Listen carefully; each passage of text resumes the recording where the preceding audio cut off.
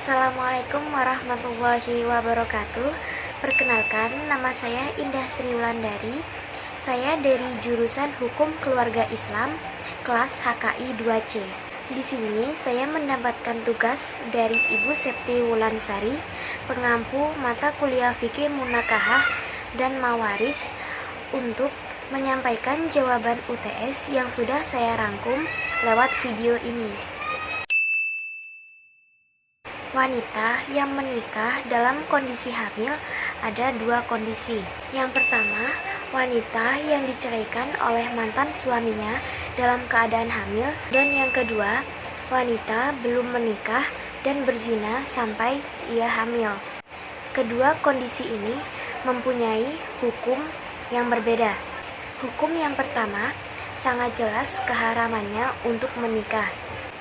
Dalam Al-Quran disebutkan iddah atau masa menunggu bagi wanita kelompok pertama sampai ia melahirkan. Sedangkan wanita yang hamil karena perbuatan zina, mayoritas para ulama membolehkan pernikahan wanita yang sedang hamil akibat perzinaan dengan laki-laki yang telah menghamilinya.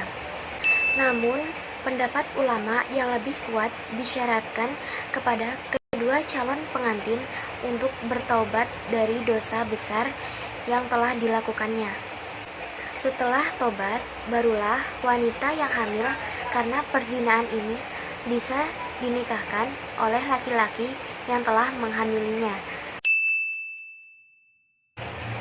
Ayat ini dijadikan dalil oleh para ulama bahwa mahar dalam pernikahan sepenuhnya menjadi hak milik mempelai wanita. Siapapun orangnya, termasuk orang tua si pengantin wanita, tidak memiliki hak untuk mengambil mahar anaknya.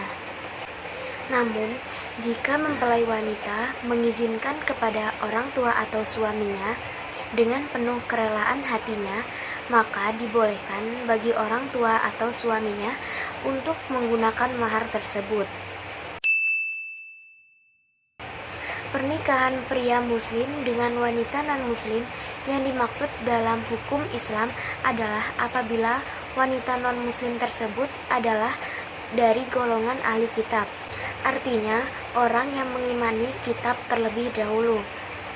Dalam hal ini, wanita Nasrani dan wanita Yahudi. Maka, pernikahan ini dibolehkan atau halal.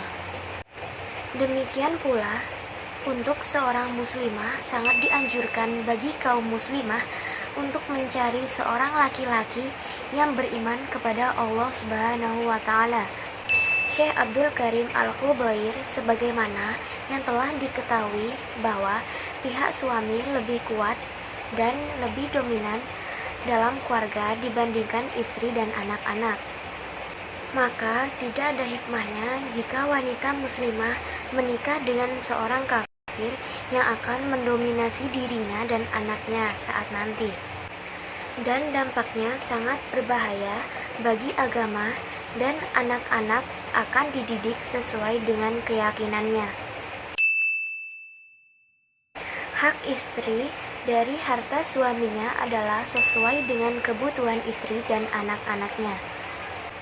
Menurut para ulama, kebutuhan istri disesuaikan dengan ukuran kebiasaan masyarakat di sekitarnya. Oleh karena itu, mengambil uang suami melebihi batas kebutuhan dan tanpa sepengetahuan suami tetap dikategorikan mencuri, dan itu adalah perbuatan dosa.